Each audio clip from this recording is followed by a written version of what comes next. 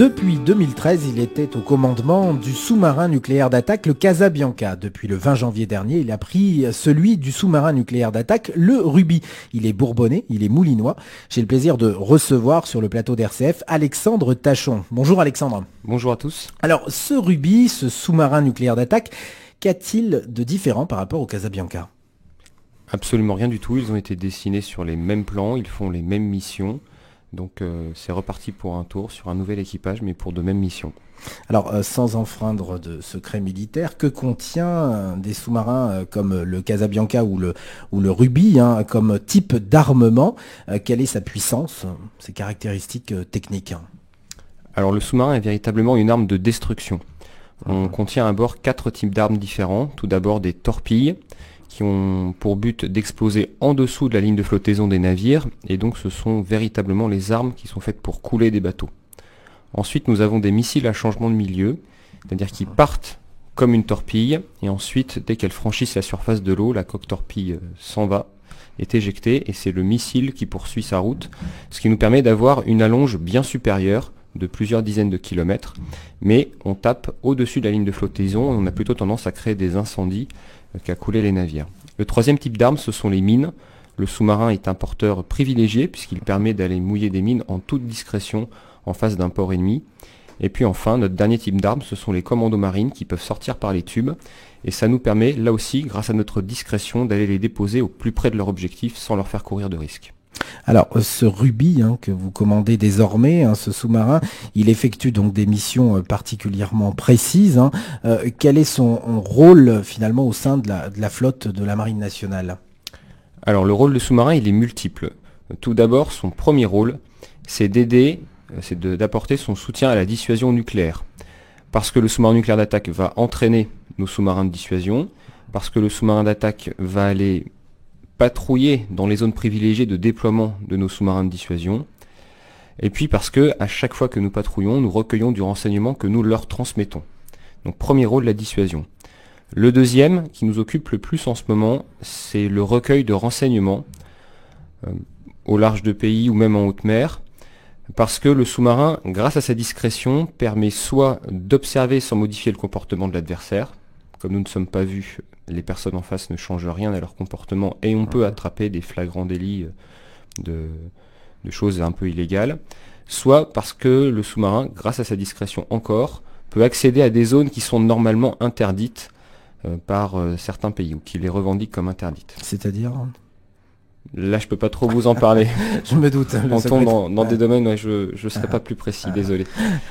Ce Ruby, il a participé à des conflits en particulier. Est-ce que vous avez l'historique en tête?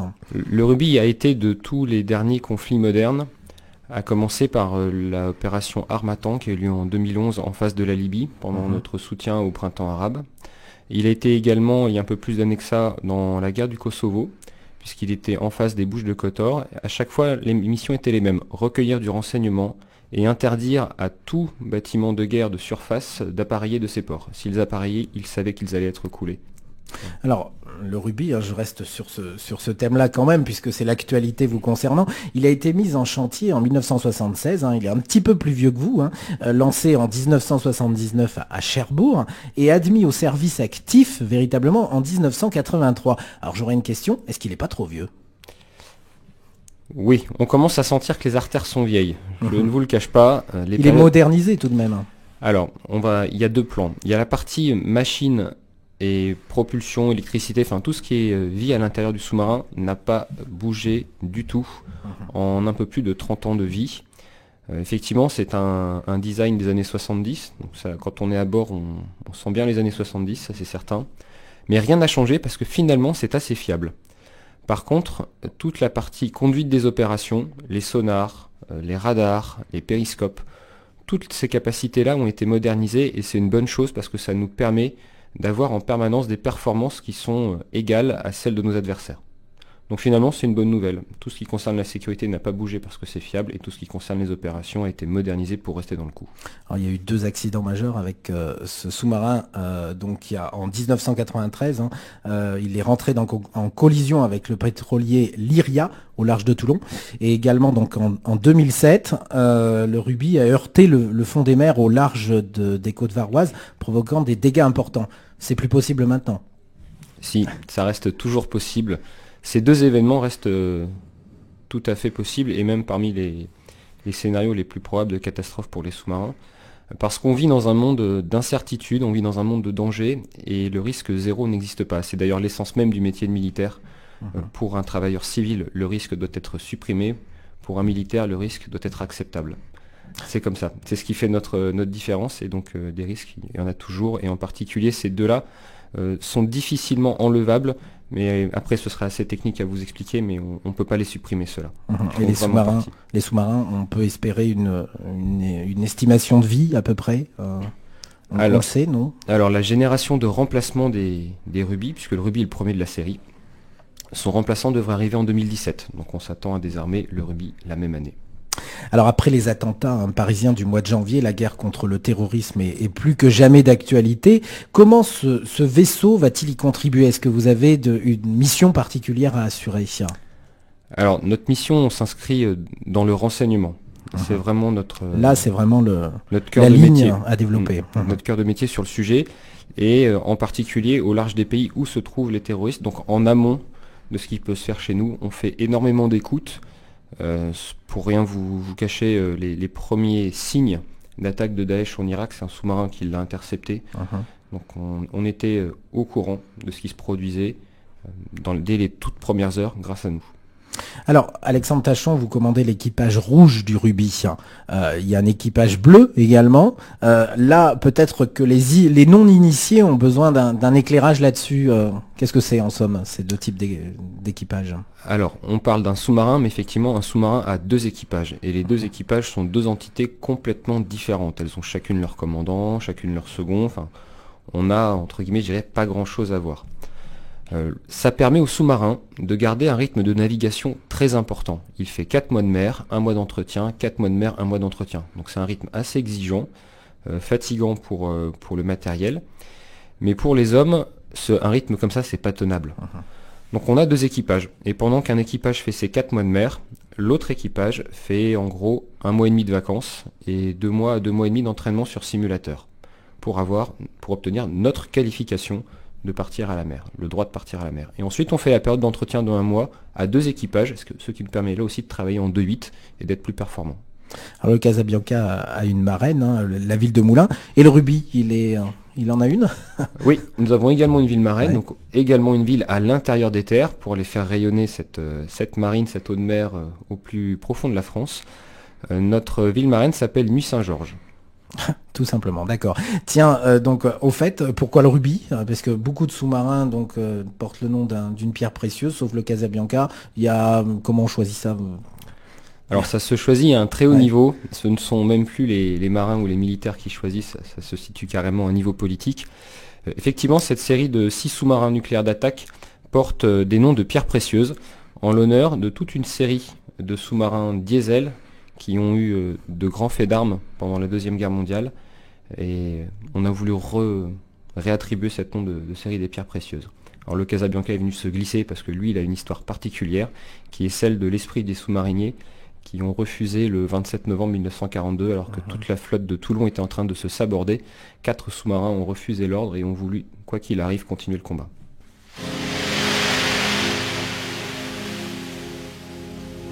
Il glissait en suivant les routes sous-marines, remplies de rêves armés, au creux de ces machines, chargées d'hommes engagés dans un même combat. Quand je me souviens d'eux, je me souviens de tout.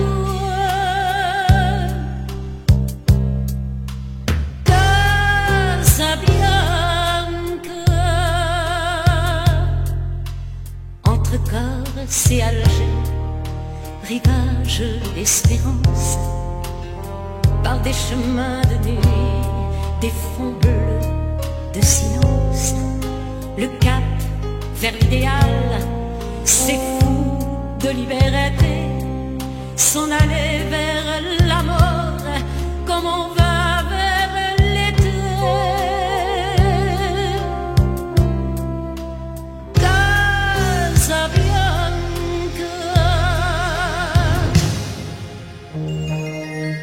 La mer a tout son temps, elle a de la mémoire, et quand le jour se lève en Méditerranée, les vagues infiniment racontent cette histoire entre une rive et l'autre,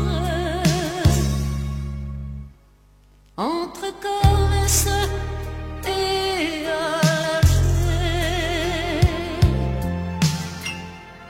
il passait lentement entre les bras des algues, entre sable et rochers, jusqu'au bout du voyage, dans leur prison d'acier, où pesait chaque pas.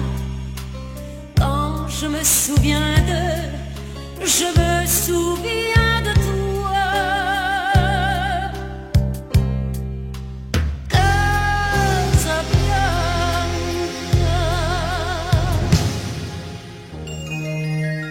La mer a tout son temps, elle a de la mémoire, et quand le jour se lève en Méditerranée, les vagues infiniment racontent cette histoire entre une rive et l'autre, entre Corse et Si vous nous rejoignez sur RCF, c'est Alexandre Tachon, 37 ans, si je ne me trompe pas, commandant du sous-marin nucléaire d'attaque le Ruby, que je reçois aujourd'hui. Alors Alexandre, le Casabianca, que vous commandiez donc jusqu'à fin décembre, si je ne me trompe pas, qu'en retiendrez-vous de ce bâtiment? J'en retiendrai un formidable équipage, solidaire dans les moments Combien de personnes? difficiles. 75 personnes. 75 mecs, puisque Oui, que des hommes encore chez nous, et j'en retiendrai un état d'esprit formidable, une solidarité hors du commun, une fraternité que j'avais rarement rencontrée avant. J'y suis peut-être pour quelque chose, en tout cas j'espère, d'avoir réussi à créer tout ça. Y a-t-il des missions qui vous ont particulièrement marqué à son bord? Alors, toutes les missions sont difficiles, y compris les plus anodines. Le simple fait, par exemple, en fin de période d'entretien, d'aller faire les essais techniques à la mer, c'est pas grand chose, mais rien que ça représente un potentiel d'avarie et donc d'événements bizarres, pour pas dire risqués, qui peut nous arriver. Donc il n'y a aucune mission qui soit prise à la légère. J'en retiendrai pas de plus difficile que d'autres en tout cas. Vous avez le droit de donner des noms de missions sur lesquelles vous avez travaillé avec ce vaisseau pendant votre commandement? Alors, pendant mon temps de commandement, j'ai fait que des missions qui étaient spécifiques sous-marins. Donc moi, je préférais pas vous donner de missions parce que les noms des missions indiquent le lieu. Voilà, tout simplement. Donc ça reste donc sensible. je n'ai jamais été rattaché à des missions officielles pendant ce temps de commandement. Vous répondez de qui en tant que commandant d'un sous-marin nucléaire d'attaque? Pour quel type d'ordre? Qui prend la décision? Alors le marin, il a en permanence 2 chefs différents. Pas toujours facile à gérer, mais en tout cas c'est comme ça. Il a un chef qu'on appelle organique, qui est celui qui est là pour le rendre disponible, donc il l'entraîne également. Pour moi, c'est l'amiral qui commande les forces océaniques stratégiques et les forces sous-marines.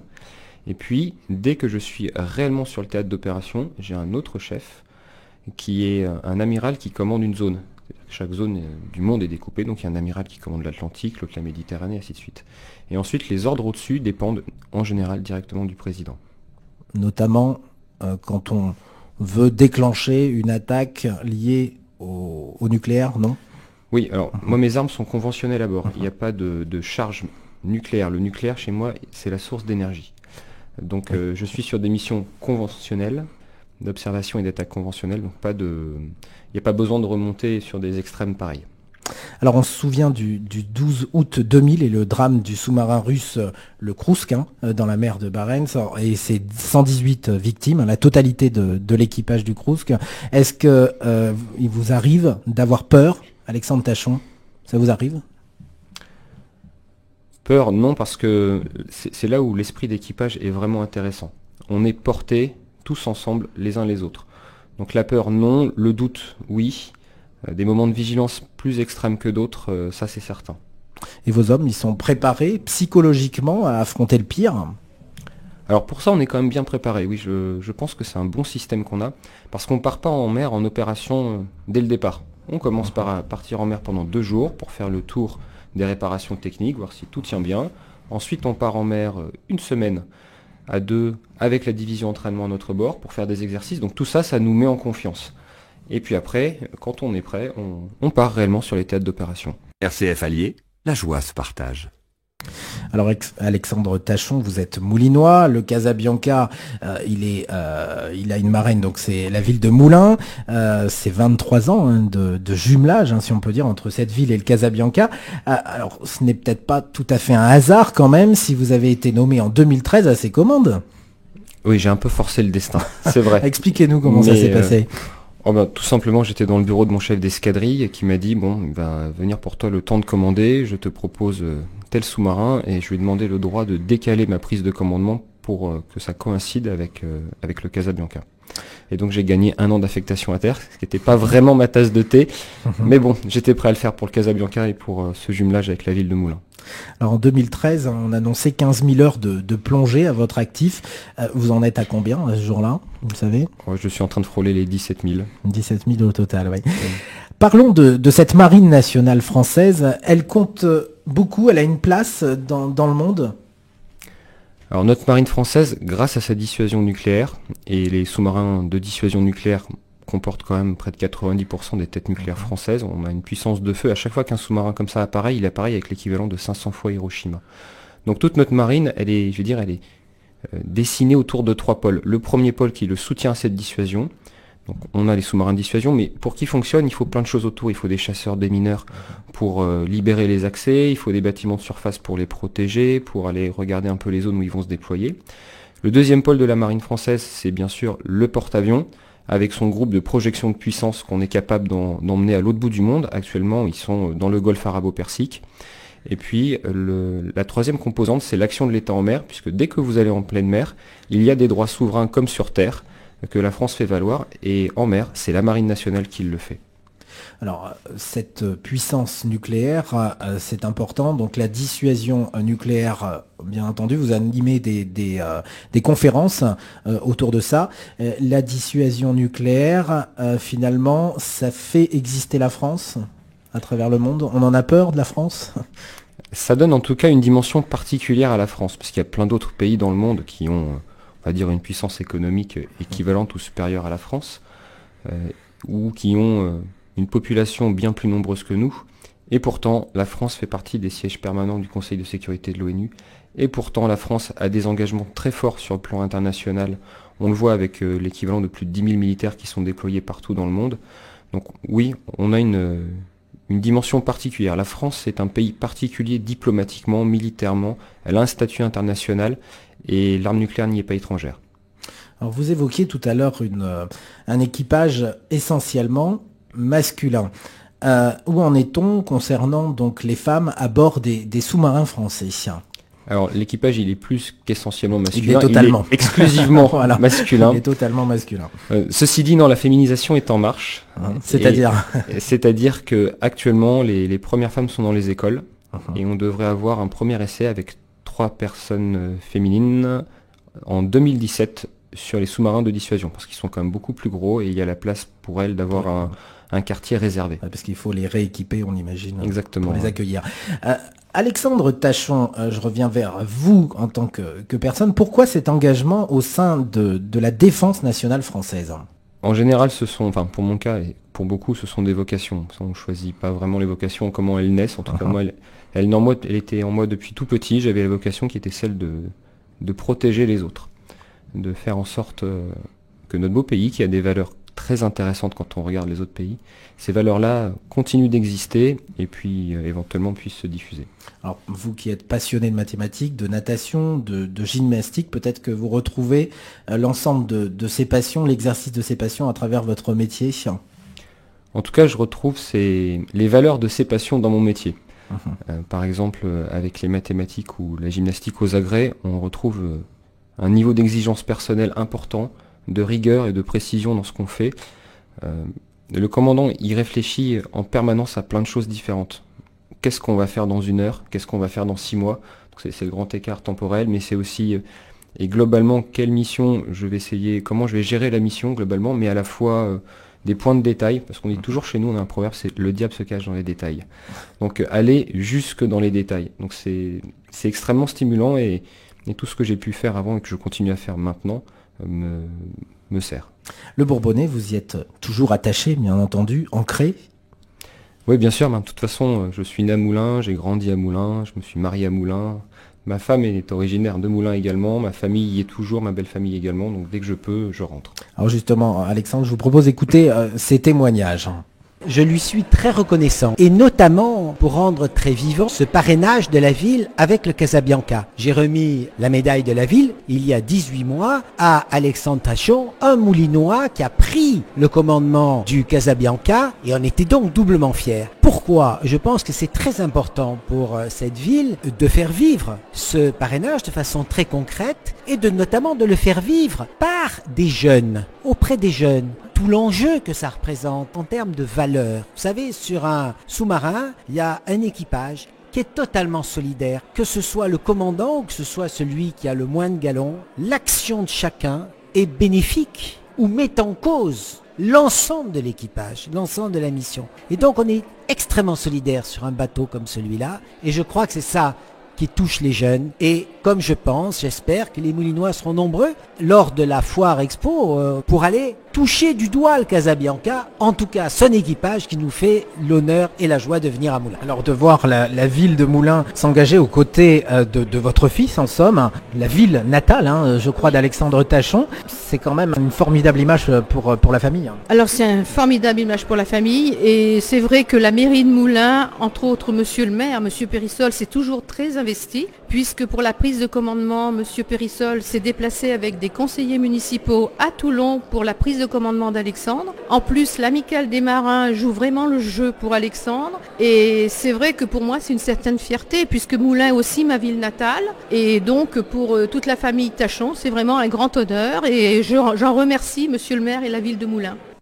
Alors on aura reconnu bien entendu Pierre-André Périssol, le maire de Moulins, et votre maman bien sûr. Alors vos enfants, vos parents plutôt, ils y sont pour quelque chose dans cet engagement, ils vous ont soutenu tout au long de votre engagement dans la marine? C'était pas vraiment la première réaction de ma mère quand je lui ai annoncé que j'allais rentrer que je passais les concours militaires. C'est-à-dire, elle a eu peur? Non? Oh, elle a encore peur d'ailleurs, tout à fait, oui. J'évite de trop lui en dire. Alexandre, vous êtes marié, vous êtes père de 2 enfants, être sous-marinier, de plus commandant d'un sous-marin, est-ce que c'est conciliable avec la vie de famille? On fait tout pour en tout cas. C'est vrai que d'être marin, le corollaire, c'est d'avoir des périodes de mer. Pour nous, elles sont assez longues, elles durent 4 mois. Ça se produit 1 à 2 fois dans l'année. Donc pendant toutes ces périodes, on est juste une photo sur une table de chevet, puisque les communications sont très, très minces entre nous. Maintenant, ça se travaille. Voilà, les périodes où je suis à quai ou à terre, j'essaye d'être présent d'une façon différente, plus intense. Mais en tout cas, pour l'instant, nous, on y arrive. Alexandre, vous avez 37 ans. Alors même si la retraite peut arriver très tôt dans l'armée, quels sont vos objectifs pour votre avenir? Alors, mes objectifs, c'est de continuer parce que j'aime ça. Donc après avoir fait les sous-marins nucléaires d'attaque, normalement, j'irai à Paris pour une affectation d'1 année, comme élève à l'école de guerre, comme quand on passe de commandant à élève en une journée, on peut changer de statut très vite chez nous. Alors qu'est-ce que ça va vous apporter cette école? J'ai envie de dire, je verrai bien. Je verrai bien. Non, je sais pas trop. J'espère une ouverture surtout sur les 2 autres armées que je connais pas beaucoup, puisqu'on est une arme très technique, qu'on travaille beaucoup dans notre coin, et le sous-marin est un chasseur solitaire la plupart du temps, donc on n'a pas beaucoup d'échanges avec les autres armées. J'espère surtout m'ouvrir sur tout cela. Et puis ensuite, ce seront les sous-marins de dissuasion à Brest, pour le poste de second, puis commandant. Merci Alexandre Tachon pour ce passage ici à RCF sur notre plateau. Je rappelle à nos auditeurs que vous venez de prendre depuis le 20 janvier de cette année le commandement du sous-marin nucléaire d'attaque, le Ruby, rattaché au port de Toulon-sur-Mer. Merci, au revoir.